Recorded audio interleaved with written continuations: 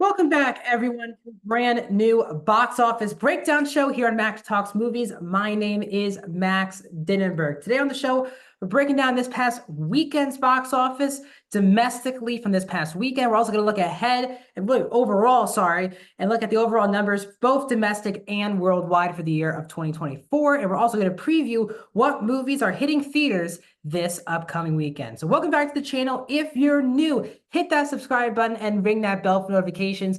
Get us to 250 subscribers quickly. Let's do that. Hit that subscribe button and ring that bell to be notified when all my videos drop. I do movie and TV show reviews.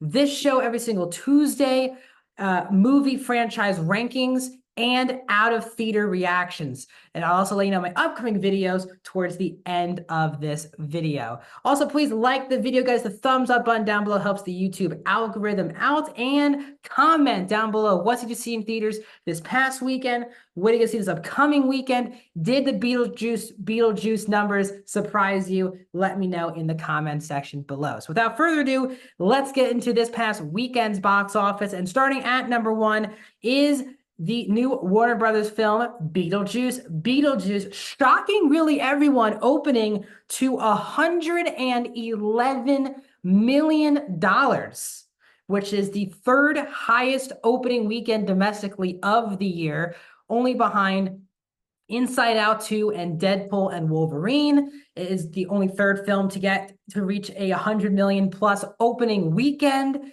And this is, obviously, I didn't love this movie, but as someone who adores the original movie, I am so happy that this movie did very well for Warner Brothers. This is mostly, it's a win for Warner Brothers. I'll get to some people who also won. Obviously, a lot of people win with this movie doing very well. But this does show you, depending on the nostalgia play, there is still tons of nostalgia play out there. And what this movie also shows is recently, some IPs that have been untapped. People are definitely tired of the superhero genre. Outside of Deadpool Wolverine, the straightforward MCU, DCU, people do need a break from it. And you've seen some of the most recent success films, like a Beetlejuice, like It Ends With Us, even like Twisters. These are sometimes legacy sequels, but they don't feel as sequel-oriented as, or down your throat as a sequel as compared to other films. But nostalgia is big in Hollywood right now. Deadpool Wolverine used a lot of nostalgia, obviously bringing back Alien. Twisters has some nostalgia to it, but this does. The first movie came out in 1988, but it has become basically a cult classic because at the time, even though it put Tim Burton and Michael Keaton on the map, and also Winona Ryder, it wasn't the most widely acclaimed film back in 1988, but as time has gone on and as generation after generation have found this movie, it has been beloved. And I'm someone who was born in 2002, a couple decades after, around like 15, 20 years after the first film came out. And I'm someone who watches this movie, watches the original movie every October. And you can see that there's more people like me, more people of my generation, people slightly older. You brought in the older audience who adores Beetlejuice, wanting to see that back in theaters. But what the original film has done is grabbed most people's attention. The original Beetlejuice is number 2 on iTunes this week. This sequel in pre-orders is already number 8 on iTunes. People like Beetlejuice. And also, it came at the perfect timing because we are out of the summer movie season, but this also makes it feel like it's the fall because this is very much another Halloween-like movie. And I know it is the first weekend of September, but people are ready to move on from the summer, and it seems like people definitely are with the box office of Beetlejuice.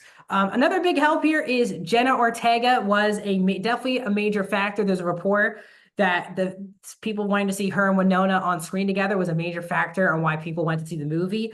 Wednesday was a massive hit for Netflix, and I think Jenna Ortega adds this to another long list of wins in her career. She's absolutely a star now in Hollywood, and Wednesday's season 2 is filming right now with the same writing and creative team of this movie. So that is very good. Again, Michael Keaton and Winona Ryder have always been very selective of their projects. So it's not like they're going to be in 10 more things a year. Because of this, Winona Ryder still has Stranger Things season 5. So she is still in the headlines all these years later, which is awesome. So what a win for Beetlejuice. It is Tim Burton's second highest grossing opening weekend, 7 million behind 2010's Alice in Wonderland. But this is easily the biggest win for Tim Burton, as I said, now in over a decade. So that's at number 1. The rest of the top 10 is very sparse as Beetlejuice took up 75% of the box office this past weekend. So not a lot of room for anyone else to really make its dough, but Deadpool and Wolverine in its 7th weekend is at number 2, dropping 55%, another 7 million for this movie, 613 domestic. Still doing very well. Even in its 7th weekend, hasn't been as low as number 2 so far. So this is the lowest it's been. Deadpool Wolverine at number 2. At number 3, moving up a spot, is Reagan, as in the Dennis Quaid movie, the conservative movie from Showbiz Direct. Gained around 15 theaters, made 4.8 million in its 2nd weekend, 37%, 18.1 million. It's not a great hit for this movie. It's in the top 5 because there just isn't much competition over the last 2 or 3 weeks. So Reagan's definitely making its headlines, but this is not a box office success like Sound of Freedom was, for example. Alien Romulus is still charging strong at number 4, dropping 57% in its 4th weekend. Another 3.9 million, 97 million domestic. It will get to the $100 million club, but this isn't a monster success for Disney and the 20th Century Fox banner. Alien, again, has a show coming out next year. No update on the next theatrical film in this franchise. We're already a month past its release date. So I don't know if Disney's waiting to see how the show performs next year, but no talks of another movie in this franchise as of now. And at number 5, still in the top 5 in its 5th weekend, is It Ends With Us, dropping 50%, 3.7, 141 million domestic.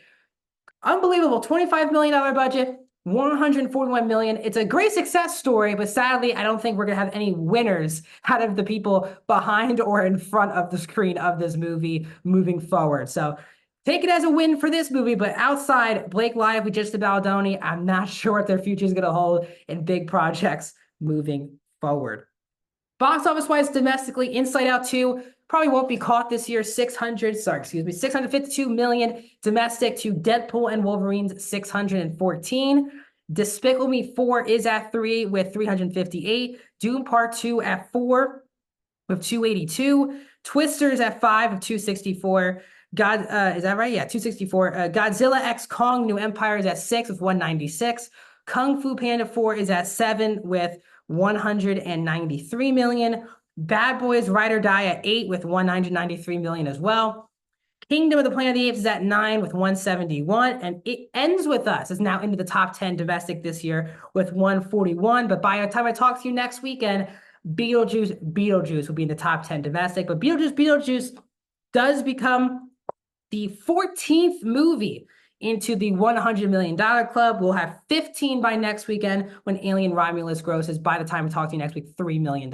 So 14 movies, over $100 million, and we are in September. Worldwide so far this year, Inside Out 2 is at number 1, 1.67 billion to Deadpool Wolverine's 1.28 billion, by far the 2 biggest movies of the year. No other movie in the $1 billion club. Despicable Me 4 is at 3 with 931 million worldwide. Again, the worldwide is combining the domestic and the international box office.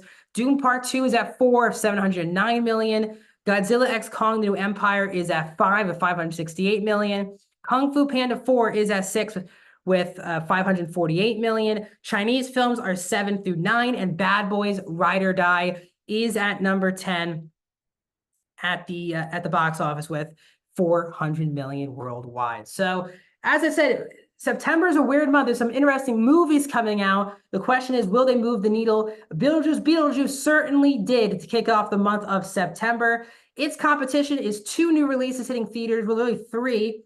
You have the Rusher Rendezvous in Paris movie concert, the concert movie for Usher in Paris. It's only showing once or twice a day over the weekend, so we'll see if it makes any dent. But from a theatrical movie perspective, we have Speak No Evil, the new film from Blumhouse starring James McAvoy, getting very strong reviews. Horror is a very strong genre. We'll see how that does. And also another action movie, Dave Bautista's The Killer's Game, also hits theaters this Friday. What are you gonna see this Friday? What did you see this past weekend? For me on the channel upcoming, the next review will be Thursday. You'll have an out-of-theater reaction and a non-spoiler review for Speak No Evil on Thursday. So stay tuned for that. And back here on Tuesday for another box office breakdown show.